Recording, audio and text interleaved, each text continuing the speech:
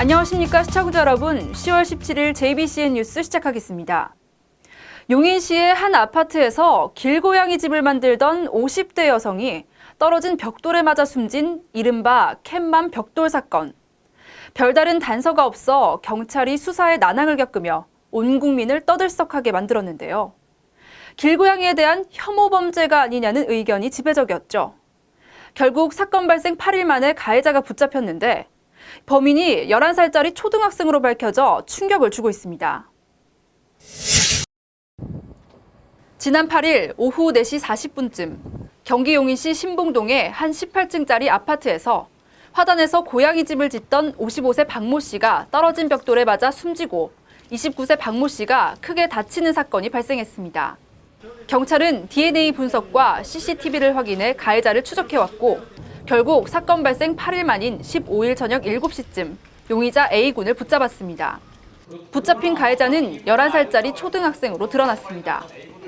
3사라인 1층 현관 CCTV상 발생 시간 이후에 불상의 초등학생 3명이 출입문으로 나가는 모습이 확인되었습니다. CCTV 분석으로 동선 추적 및 탐문수사로 초등학생 A군과 B군의 실혼을 확인, 3사라인 엘리베이터를 타고 옥상으로 올라가 함께 놀던 5, 6라인 옥상으로 건너가 벽돌을 던졌다는 범행 사실을 자백받았습니다. A군은 경찰 조사에서 사건 당일 친구 2명과 우연히 만나 학교에서 배웠던 낙하 실험, 즉 돌이 떨어지는 시간을 재기 위해 옥상으로 올라가 벽돌을 떨어뜨렸다고 진술했습니다.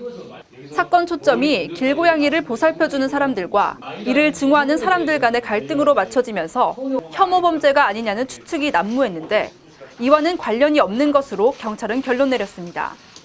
이번 사건은 소위 말하는 고양이로 말미암은 혐오 범죄가 아닌 것으로 확인되었습니다. 돌을 던져서 떨어지는 시간이 몇 초인지 1초, 2초, 3초, 4초라고 하면서 시간을 재어보는 소위 말하는 낙하 실험을 하던 중 발생한 불상사로 확인되었습니다. 경찰은 A군이 벽돌을 던진 뒤 사람이 맞았다는 사실을 알고 있었을 것으로 추정하고 있지만 함께 있었던 B군과 진술이 엇갈려 정확한 조사가 더 필요하다고 설명했습니다. 학생들의 인지 부분에 대해서는 있었는지 여부분에 대해서는 진술이 조금 엇갈리는 부분이 있습니다. 그렇지만 던지고 나서 던지지 않은 B군이 나름대로 사람이 맞았다 이렇게 진술한 게 있어서 얘기한 게 있어서 아마 A군도 알고 있었던 걸로 추정을 하고 있습니다. A군은 당초 혐의를 부인했지만 거짓말 탐지기 조사를 앞두고 범행을 자백한 것으로 알려졌으며 부모들은 경찰이 집을 방문하기 전까지도 이 사실을 몰랐던 것으로 전해졌습니다. 경찰은 피의자들이 만 14세 미만 미성년자이기 때문에 형사처벌은 어려울 것으로 보고 보호관찰 등의 처분을 받게 될 것으로 예상하고 있습니다. 네, 다음 소식입니다. 2015년도 평택시에 대한 행정사무감사 일정이 결정됐습니다. 제178회 평택시의회 임시회가 어제 제1차 본회의를 시작으로 8일간의 일정에 들어갔는데요. 이날 의원들은 도움의 손길을 전하기 위한 뜻을 모으기도 했습니다. 박혜미 기자가 전해드립니다. 일단 2015년도 평택시에 대한 행정사무감사 일정이 결정됐습니다. 행감은 다음 달 23일부터 12월 1일까지입니다.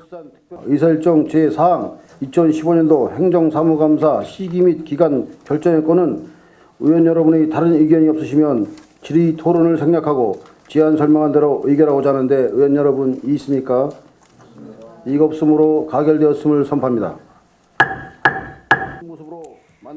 자치행정위원회에선 공보관과 기획조정실, 그리고 각 22개 읍면동에 대한 사무감사를 벌이고 산업건설위원회에서도 산업환경국과 건설교통사업소 등 7개국 사업소에 대해 감사를 벌입니다.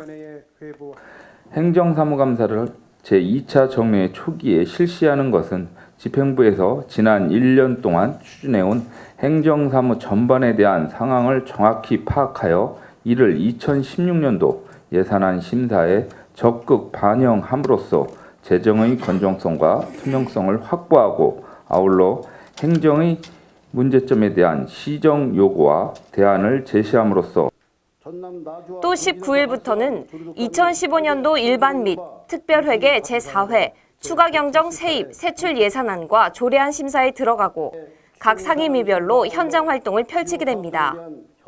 이번 추경에는 기정 예산보다 1,000만 원이 증액된 1조 4,105억 원 규모입니다. 이번 제4회 추경 예산안의 총 규모는 1조 4,105억 원으로 특별회계는 변동이 없으며 일반회계에서 기정 예산액보다 1천만 원이 증가하였습니다.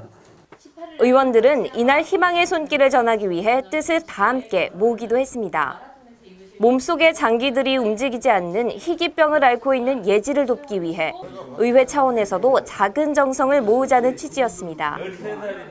공재강 평택시장과 공무원들도 함께 하기로 했습니다. 우리 의원님들이 자발적으로 그거는 뭐 어느 정하지 않고 이게 성의껏 하는 걸로다가 그렇게 공감하면 그렇게 집행부에서 공감대 형성을 시켜서 시민이나 기업체가 자연스럽게 참여하는 분위기를 띄울게요. 그런 것만 해주면 돼. 평택시 청북면에 살고 있는 예지는 올해 13살로 현재 초등학교 6학년과 같은 나이입니다. 예지는 4살 때부터 몸속의 장기들이 전혀 움직이지 않는 만성가성 장폐쇄 증후군이란 희귀병을 진단받게 됐고 그 이후 입으로는 아무것도 먹지 못하고 있습니다. 완치는 보장할 수 없지만 지금으로서는 장기 이식 수술만이 유일한 방법이라고 의료진들은 진단합니다. 하지만 희귀병이라 해서 의료보험이 적용되지 않고 10여 차례 정도 진행되는 수술비 또한 3억 원 이상 들 것으로 예상돼 주변에 안타까움을 더하고 있습니다. JBCN 뉴스 박혜미입니다. 네, 다음 간추린 소식입니다. 경기도 유일 항만인 평택항에 인접한 포승 2 일반산업단지가 연내 준공을 앞두고 주식회사 유원물류와 용지매매 계약을 체결했습니다. 용지매매 계약은 평택도시공사 이현흥 사장과 포승산단 사장 등 유원물류 관계자들이 참석한 가운데 15일 평택도시공사 청백리실에서 체결됐습니다. 포승 2 일반산업단지는 서해안 고속도로와 평택항 산업철도, 서해안 철도 신설 등으로 교통이 편리할 뿐 아니라 평택항을 통한 물류 거점으로 활용성이 높은 지역입니다. 평택도시공사 관계자는 포승 2 일반산업단지에 대해 향후 기업 경영에 최적의 기회를 제공할 것이라고 밝혔습니다. 어제 오전 경기도가 신청사 개발 사업의 일환으로 광교 신도시내 신청사 부지에서 청보리 파종 체험 행사를 진행했습니다. 이번 체험 행사에 참여한 신풍초등학교 학생과 학부모 100여 명은 농업기술 전문가로부터 청보리의 특징과 파종 방법에 대해 배우고 직접 파종하는 시간도 가졌습니다. 도는 이번 겨울에 파릇한 청보리 싹을 볼 수 있을 것이라 전하고 내년 봄에는 유채를 심고 산책로와 포토존을 조성해 도민에게 개방할 예정이라고 밝혔습니다. 고용 창출과 지역경제 활성화를 위한 2015 G잡 엑스포 평택이 소사벌 레포츠타운에서 개최됐습니다. 지난 16일부터 오늘까지 이어지는 이번 행사에는 150여 개의 업체가 참여해 구인 구직을 위한 현장 면접을 진행하며 농특산물 직거래 장터와 각종 이벤트 행사도 마련됩니다. 시 관계자는 일자리 창출에 대한 가능성을 탐색할 수 있는 좋은 기회라며 평택의 지역경제 활성화를 위한 새로운 계기가 되기를 바란다고 말했습니다. 바쁜 한 주를 마무리하는 주말이 시작됐습니다. 이번 주말은 맑고 쾌청한 날씨가 지속되면서 나들이 가기 좋을 것으로 보이는데요. 가을이 깊어가면서 다채로운 빛깔의 단풍도 보실 수 있겠습니다. 모처럼 가족들과 야외로 나가서 오색 빛깔 단풍에 취해보시는 것도 좋을 것 같습니다. 지금까지 진행의 김윤희였습니다. 시청해주신 여러분 고맙습니다.